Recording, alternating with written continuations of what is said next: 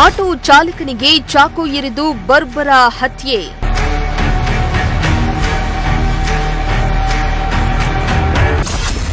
ಕ್ಷುಲ್ಲಕ ವಿಚಾರಕ್ಕೆ 4 ದುಷ್ಕರ್ಮಿಗಳಿಂದ ಭೀಕರ ಕೃತ್ಯ.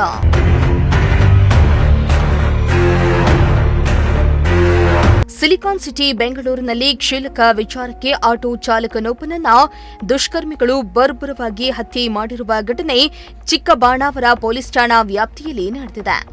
ಸೈಯದ್ ಶಫಿ ಕೊಲೆಯಾದ ಆಟೋ ಚಾಲಕ ಎಂದು ಗುರುತಿಸಲಾಗಿದೆ.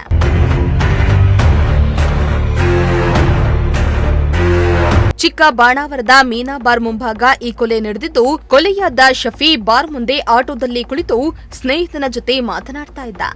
ಈ ವೇಳೆ ಕುಡಿದು ಬಂದ ದರ್ಶನ್ ಅಲಿಯಾಸ್ ದಾಸ ಎಂಬಾತ ಆಟೋ ಬಳಿಯೇ ಮೂತ್ರ ವಿಸರ್ಜನೆ ಮಾಡಲು ಬಂದಿದ್ದಾನೆ. ಈ ವೇಳೆ ದರ್ಶನ್ ಡ್ರೈವರ್ ಶಫಿಗೆ ಏನೋ ಗುರಾಯಿಸ್ತೀಯಾ ಅಂತ ಗಲಾಟೆ ಮಾಡಿದ್ದು, ಆತನ ಜೊತೆಯಲ್ಲಿದ್ದ ಸ್ನೇಹಿತರು ಕೂಡ ಶಫಿ ಜೊತೆ ಕಿರಿಕ್ ಮಾಡಿದ್ದಾರೆ ಎನ್ನಲಾಗ್ತಾ ಇದೆ.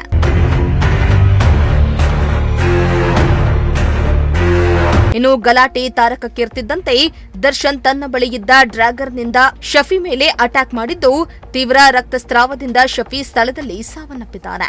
ಇನ್ನು ದರ್ಶನ್ ಜೊತೆ ಇನ್ನೂ 3 ಇದ್ದ ಬಗ್ಗೆ ಮಾಹಿತಿ ಲಭ್ಯವಾಗಿದ್ದು, 4 ದುಷ್ಕರ್ಮಿಗಳು ಸೇರಿ ತಡರಾತ್ರಿ ಚಾಕುವಿನಿಂದ ಚುಚ್ಚಿ ಕೊಲೆ ಮಾಡಿದ್ದಾರೆ ಎಂಬ ಆರೋಪ ಕೇಳಿಬಂದಿದೆ.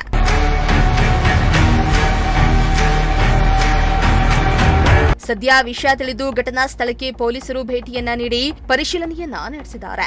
ಸದ್ಯ ದರ್ಶನ್ ಸೇರಿ ಆತನ ಸ್ನೇಹಿತರಿಗಾಗಿ ಪೊಲೀಸರು ಹುಡುಕಾಟವನ್ನ ಮುಂದುವರೆಸಿದ್ದು, ಕೊಲೆ ಸಂಬಂಧ ಚಿಕ್ಕಬಾಣಾವರ ಪೊಲೀಸ್ ಠಾಣೆಯಲ್ಲಿ ಪ್ರಕರಣ ದಾಖಲಾಗಿದೆ. Bureau report, Prajashakti TV, Bengaluru.